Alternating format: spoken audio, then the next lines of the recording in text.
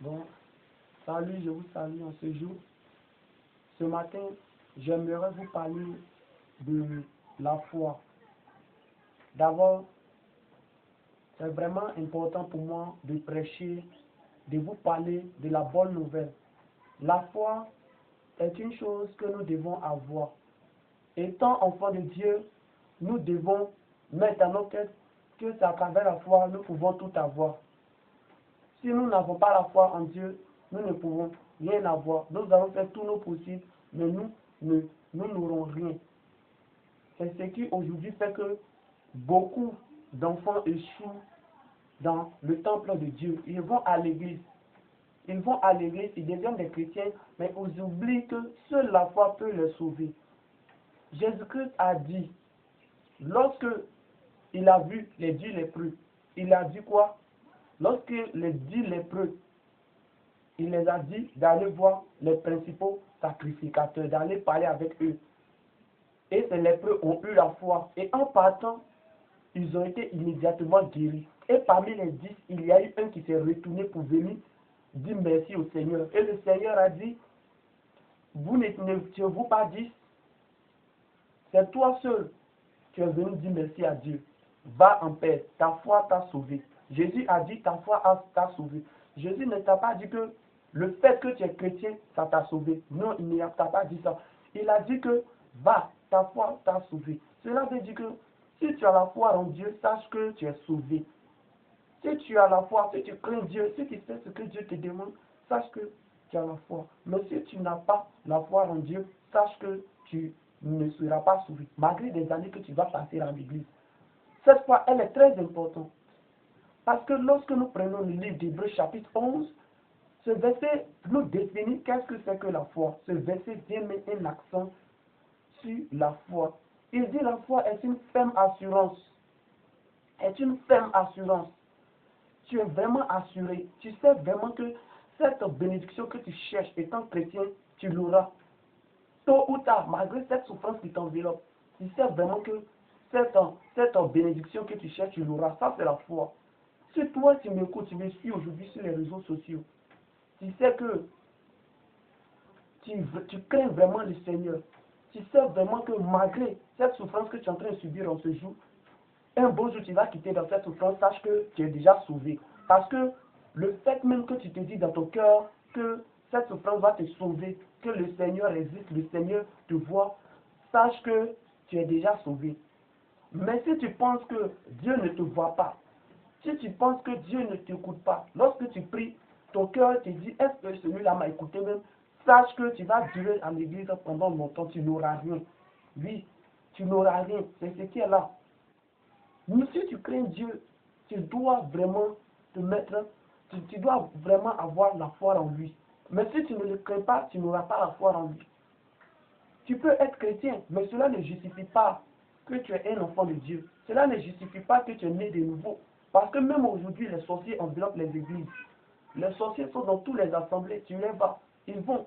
Satan a envoyé ces éléments dans toutes les assemblées de Dieu. Pourquoi? Pour tester les enfants de Dieu.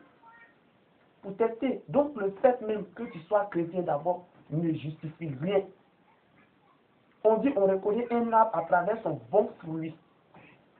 C'est-à-dire, tous ceux qui vont à l'église, les enfants de Dieu, tous ceux qui se disent enfants de Dieu qui vont à l'église, ce sont des arbres.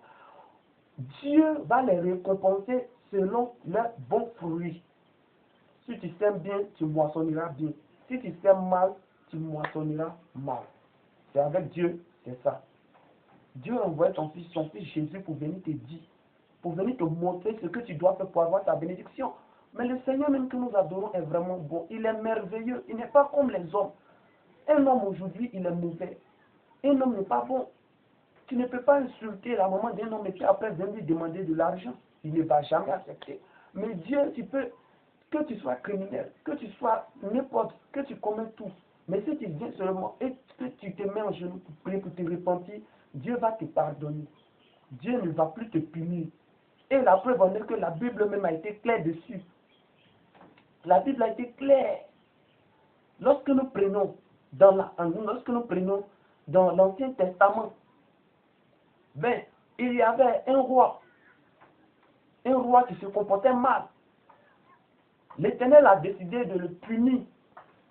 Mais ce roi, lorsqu'il a entendu les paroles de l'Éternel à travers son prophète, il s'est mis en genoux, il a commencé à se lamenter. Il a commencé à se lamenter, à s'humilier devant Dieu. Et Dieu a pris pitié de lui. Lorsque même nous prenons le roi David, il s'est mal comporté en sortant avec Bathsheba, qui était la femme de l'un de ses soldats. Il s'est mal comporté, il a commis l'adultère et Dieu a décidé de le punir. Mais Dieu ne l'a plus puni. Pourquoi? Parce que David a déchiré ses vêtements, il s'est mis en genoux et il a commencé à s'humilier devant lui. Si Dieu a pardonné tout cela, penses-tu que c'est toi qui ne peux pas pardonner? Penses-tu qu'il est injuste s'il a pardonné cela? Non. Si Dieu a béni David, est-ce que penses-tu qu'il ne peut pas te bénir? Dieu va te bénir. La Bible dit que son pouvoir n'a pas changé. Son pouvoir demeure toujours le même et il sera ainsi éternellement. Alors pourquoi te demandes-tu s'il y a Dieu dans cette église? Cela dépend de toi. L'église, c'est la maison de Dieu. C'est là-bas que nous rentrons en contact avec Dieu. C'est là-bas que nous allons pour faire un culte à Dieu. Donc lorsque nous partons là-bas, nous allons le remercier chaque dimanche. Chaque dimanche, nous allons lui dire merci. Sinon, on ne pense pas que c'est l'église qui va te sauver. Non. L'église est une assemblée. Mais c'est ce comportement, c'est ta foi qui va te sauver. Si tu n'as pas la foi en Dieu, tu n'auras rien. Tu vas faire des années, tu n'auras rien à l'église. Mais si tu as la foi, mon frère, tu n'as même pas besoin de faire des années. Ce que tu cherches, tu l'auras au nom de Jésus-Christ. En ce jour, laisse-moi proclamer des bénédictions sur ta vie. Mon frère, fais ce que Dieu veut et tu verras, tu seras béni. Tu verras que tes affaires vont marcher. Rien n'est caché, rien n'est difficile à Dieu. Dieu est le roi. Peux-tu être dans la maison d'un roi et vivre dans la tristesse? Non. Peux-tu être dans la maison d'un roi et vivre dans la faim? Non.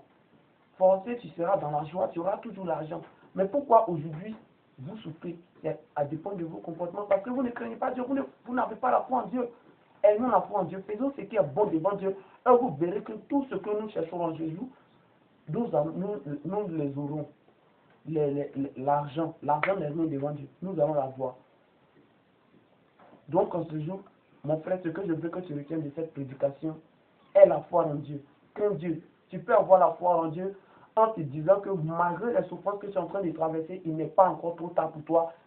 Forcez, avant ta mort, Dieu te bénira. Dieu va te donner ce que tu veux et tu réussiras dans tes affaires au nom de Jésus-Christ. Amen. Que Dieu vous bénisse.